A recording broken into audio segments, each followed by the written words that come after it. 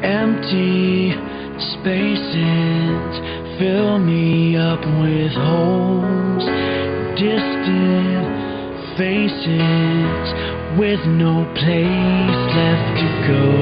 Without you within me, I can't find no. Hello friends, spoken English లేదా communication skills ఈ రెండిట్లో కూడా మనకు అతి ముఖ్యమైనటువంటి పాత్ర పోషించేది వొకాబులరీ. ఇంగ్లీష్ వొకాబులరీ చాలా వాస్ట్గా ఉంటుంది. మనం మన ఇండియన్ లాంగ్వేజెస్తో పోల్చుకున్నప్పుడు, ప్రత్యేకించి తెలుగుతో పోల్చుకున్నప్పుడు ఇంగ్లీష్ వొకాబులరీ చాలా ఎక్కువే అని చెప్పాలి. ప్రత్యేకంగా ప్రతి ఒక్క చిన్న విషయానికి వర్డ్స్ మారుతూ ఉండటం అనేది ఇంగ్లీష్లో జరిగే ఒక సహజమైనటువంటి విషయం. ఫర్ ఎగ్జాంపుల్, షేడ్, షాడో తీసుకుందాం. మనిషి యొక్క నీడను మాత్రమే మనము షాడో అంటాము, చెట్టు నీడను మనము షేడ్ అంటాము. షేడ్, షాడో అనే రెంటికి కలిపి ఒకటే వర్డ్ మనకు నీడ అనే వర్డ్ తీసుకుంటున్నాము. అలాగే చూడండి, స్కిన్, లెదర్. అలాగే తెలుగులో అడ్జెక్టివ్స్ తీసుకున్నప్పుడు ఒక వస్తువు బాగుంది అన్నప్పుడు మనము అన్నిటికీ ఆ బాగుంది బాగుంది అనేదే వాడుకుని వెళ్తాం. But in English we have to use a different adjective for a different purpose. For example, if the movie is good, ఆ సినిమా బాగుందనుకోండి, that movie is interesting, that story is interesting అనాలి. గుడ్ అండము స్పోకెన్లో కరెక్ట్ అవుతుంది, కానీ గ్రామాటికల్గా వెళ్తే correct అని అనలేం మనము. అలాగే అమ్మాయి బాగుంది, she is a beautiful girl. అబ్బాయి బాగున్నాడు, హ్యాండ్సమ్ బాయ్. అమ్మాయి బాగుంది, cute girl, cute baby, CUTE, cute baby. ఒక వంటకం బాగుంది అని చెప్పాలి. ఒక వంటకం రెసిపీ అంటాం, వంటకాన్ని రెసిపీ అంటాం. గుర్తుపెట్టుకోండి, RECIPE. రెసిపీ ప్రొనౌన్సియేషన్ ఇంకో రకంగా ఉంటుంది, స్పెల్లింగ్ ఇంకో రకంగా ఉంటుంది. కాబట్టి ఇలాంటి వర్డ్స్ మనకు ప్రాబ్లమాటిక్ వర్డ్స్ అని చెప్పవచ్చు. South Indian recipes, north Indian recipes అని చెప్పేసి మనము ఈ రకంగా దాన్ని వాడుతూ ఉంటాం. ఆ వంటకం చాలా బాగుందనుకోండి, అప్పుడు మనము డెలీషియస్ అనే పదం వాడవలసి వస్తుంది. That recipe is delicious. ఆ పాట బాగుంది అని చెప్పాలనుకున్నప్పుడు that song is melodious. That song is melodious. ఇక వొకాబులరీ బిల్డప్ అనేది ప్రతి ఒక్కళ్ళకి అవసరమైనటువంటి చాప్టరే. అటు కాంపిటేటివ్ ఎగ్జామ్స్కి ప్రిపేర్ అయ్యే వాళ్ళకి కానివ్వండి, కేవలం స్పోకెన్ ఇంగ్లీష్ బిల్డప్ చేసుకోవాలనుకునే వాళ్ళకి కానివ్వండి, ప్రతి ఒక్కళ్ళకి వొకాబులరీ అన్నది చాలా అవసరము. ఇక్కడ మీకు కొన్ని వర్డ్స్ రాయటం జరిగింది. ఒక్కొక్క వ్యక్తికి ఒక్కొక్క పేర్లు మనము ఇంగ్లీష్లో సెలెక్ట్ చేశారు. ఉదాహరణకి ఈగోయిస్ట్ అంటున్నాము, EGOIST, ఈగోయిస్ట్. అహంకారి అని చెప్పొచ్చు, అహంకారి అని మీరు తెలుగు ట్రాన్స్లేషన్ చేసుకోవచ్చు. దీన్నే మనము అడ్జెక్టివ్ తీసుకున్నప్పుడు I don't like his egoistic behaviour. I don't like his egoistic behaviour. అతని యొక్క అహంభావమైన ప్రవర్తన నాకు ఇష్టం లేదు అంటున్నాడు. ఈగోయిస్ట్, అతనికి చాలా ప్రౌడ్ అంటూ ఉంటారు, ప్లీజ్ ప్లీజ్ ప్లీజ్. అలాంటివి మళ్ళీ ఎప్పుడు ఏ పరిస్థితుల్లో కూడా వాడకండి, రిపీట్ చేయకండి. కొన్ని వర్డ్స్ మనకు పాజిటివ్ మీనింగ్ తెచ్చే ఉంటే, కొన్ని నెగిటివ్ మీనింగ్ తెచ్చే ఉంటాయి ఇంగ్లీష్లో. పాజిటివ్ మీనింగ్ తెచ్చే వర్డే ప్రౌడ్, కానీ అది ఎలాంటి పరిస్థితుల్లో నెగిటివ్గా వాడకూడదు. ఆ నెగిటివ్ సెన్స్ ఇవ్వదు. I'm proud of my country, I'm proud of you, ఇలాగా పాజిటివ్ మీనింగ్ తెస్తుంది. అహంకారం వేరు, గర్వం వేరు. తెలుగులో చాలా మామూలుగా యూజ్ చేస్తాం, వాడికి చాలా గర్వం ఎక్కువరా. గర్వం అనేది ఎప్పుడు కూడా పాజిటివ్ క్వాలిటీ అని మనం గుర్తుపెట్టుకోవాలి. ఒక విషయాన్ని చూసి మనం గర్వపడుతున్నాము అంటే అది మన పాజిటివ్ క్వాలిటీ. అహంకారము అన్నప్పుడు చాలా పొగురు అనే అర్థము కూడా వస్తుంది. ఇలాగా ఈగోయిస్ట్ అన్నప్పుడు అహంకారి, పొగురుమోతు అనే అర్థం వస్తుంది.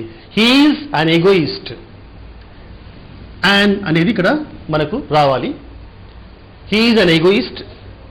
I don't like his egoistic behaviour.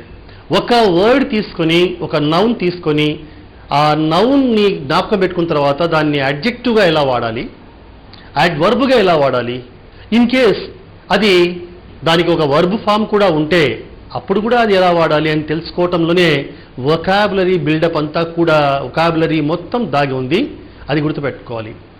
మనం దీనికి ఈగోయిస్టిక్ బిహేవియర్ అంటున్నాము. హీ స్పోక్ ఈగోయిస్టికల్లీ, అహంకారంగా మాట్లాడాడు. He behaved egoistically. ఇక నెక్స్ట్ ఈగోటిస్ట్. పై పదానికి ఈ పదానికి మధ్యన దగ్గరి సంబంధము స్పెల్లింగ్లో మాత్రమే ఉంది, కానీ మిగతా వాటిలో లేదు. ఇందులో టిఐఎస్టి ఈగోటిజం, ఇక్కడ ఈగోయిజం వస్తుంది, ఇక్కడ ఈగోటిజం వస్తుంది. Egotist is a person who always speaks about himself or his family. ఎప్పుడు కూడా మనము మామూలు లాంగ్వేజ్లో అంటుంటాం చూడండి, సెల్ఫ్ డబ్బా కొడతాడు ఎప్పుడు అని చెప్పేసి, అలా సెల్ఫ్ డబ్బా కొట్టే వాళ్ళని ఈగోటిస్ట్ అంటారు. ఈ ఈగోటిస్టులు ఎప్పుడు కూడా నోరు విప్పితే వాళ్ళ ఫ్యామిలీ గురించి, వాళ్ళ గురించి గొప్పలు చెప్పుకోవటము, మేము ఇంత గొప్ప వాళ్ళం, అంత గొప్ప వాళ్ళము, మా గ్రాండ్ ఫాదర్ ఇంత జమీందారు, అలా ఈ రకంగా చెప్పుతూ ఉంటారు వీళ్ళు మామూలుగా. ఇక పక్కవాడు వింటున్నాడా లేదా అనేది పక్కన పెట్టేసేయండి.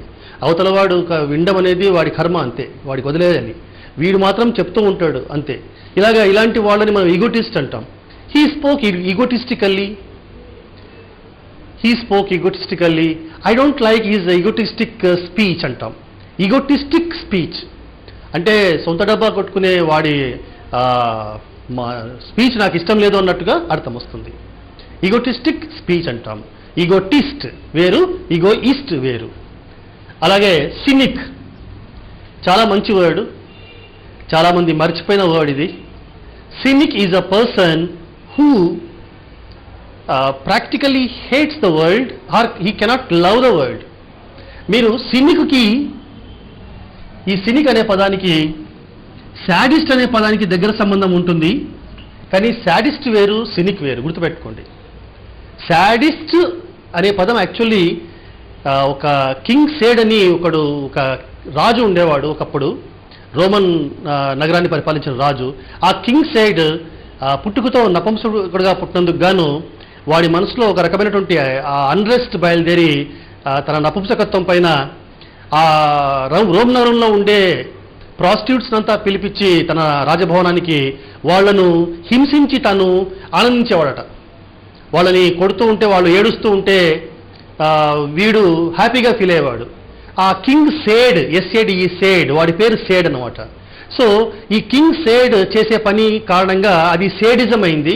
ఆ సేడిస్ట్, నిజానికి అది ఈ రోజు వరకు ప్రొనౌన్సియేషన్ దానికి సేడిస్ట్ అని చెప్పాల్సిందే, సేడిజం అని చెప్పాల్సిందే మనం.